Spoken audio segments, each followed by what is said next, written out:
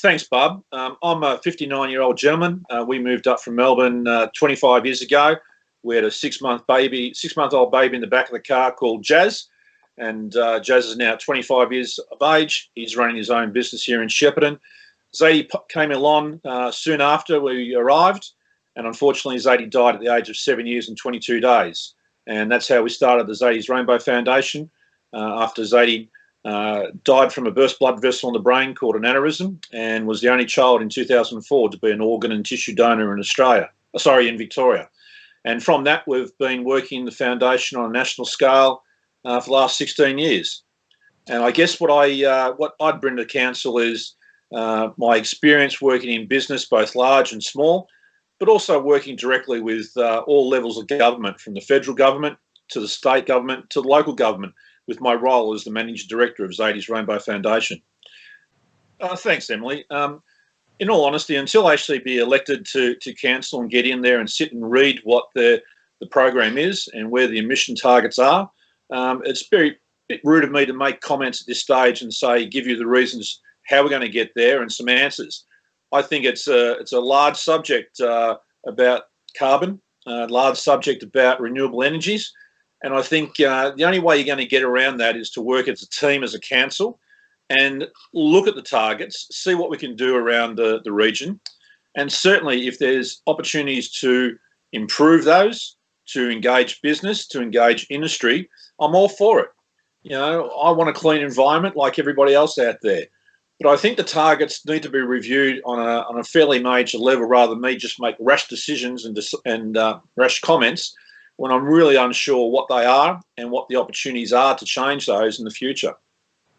I guess after coming from Melbourne, Shepparton is just a dot on the map. It doesn't really have a massive amount of urban sprawl when you compare us to places like Bendigo and Ballarat and Melbourne, in fact. I mean, you can drive from one end of the Shepparton to the other in about 15 minutes. So to identify that we've got urban sprawl, I think you've got to understand that we've got plenty of room around the place, and it's not that far out of the CBD in a car. So I don't think that we're spreading our urban sprawl to a point where it's just getting out of control. You know, everything's just around the corner as far as I'm concerned in Shepparton. The Mall, you know, I had a business in the Mall 25 years ago, and I've got a full understanding of, you know, putting a road back in there. And you've got to think, well, if you're going to put a road back in there, how are we going to regenerate the Mall itself and the businesses in there? A lot of empty shops. And one of my key stance is to how do we get solutions to fill those shops and bring the CBD back to where it was when I was up here 25 years ago. I remember the business that we had. Friday night was jumping like anything, people everywhere. Saturday morning, it was just a hive of activity. It hasn't got that now, but will a road actually make that change? I don't know. So there's got a lot of work to be done in the CBD, and if it means that we can, get more people to living on top of shops, bringing more business to the CBD, I'm all for it. But I think urban sprawl, we really don't have a lot of that as far as I feel in Shepparton. You know, we've got some little pockets here and there, but it's a growing community, and you've got to be aware that, you know, we're going to move on the fringes. But as far as sprawl, compare it to Bendigo and Ballarat, we're a long way short of that. Yeah, thanks for your question, Seb. As far as I'm aware, I think we've got a pretty good transport service here in Shepparton and through to Marupna. I think I don't travel a lot on the bus, I must admit, so I don't know how efficient it is as a consumer. But if elected, I think what a great thing to do would be maybe have a transport forum where we get every party involved, the consumers, the bus owners, the transport owners, the taxi drivers, and let's sit in one room and have a look and see what's needed to offer the services required for those that need it. For me, I don't need it. I don't notice it.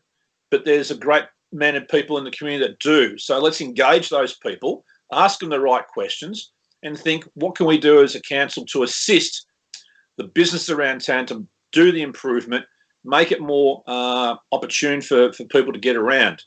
As a council, we're investing in the infrastructure around Shepparton. We don't run the businesses, but we encourage the businesses to make the best opportunity of their routes and their opportunity to get people around. With the train going down to Melbourne, I know that's been a controversial discussion for a long time, but I made mention on this on another question the other day. I've travelled on train many times, and I think getting down there is a great way of getting down by train. It's cheap, getting home's easy, and I've been on the train where it's actually been chock-a-block, and I've been on the train where it's been half empty. So we've got to really weigh up, how many train services do we need from Melbourne to Shepparton each day, each week? But as far as I'm concerned, I don't hear too much argument about the poor service we've got.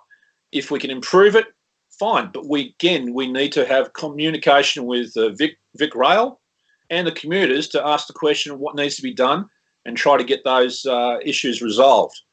But I think we've got a pretty good system in Shepparton and get people around. You don't have to travel too far to catch a bus.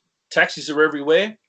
And if not, get on your bike, make it a bit carbon free, and travel on your bike around town if you can. Good exercise, cheap parking, and you can get around without having too much traffic issues. So, Seb, let's have a look at it if we get elected. But I'm all for all these different forums as a councillor to get more information about what's needed in town rather than me making rational decisions as an individual, thinking this is right, this is wrong. I'm the ears and eyes and voice of the community around the council table, and that's what I want. I want to get people to tell me what is needed, to inform me about issues so I can take that forward, and hopefully the outcomes are beneficial for everybody in Shepparton, not just a few.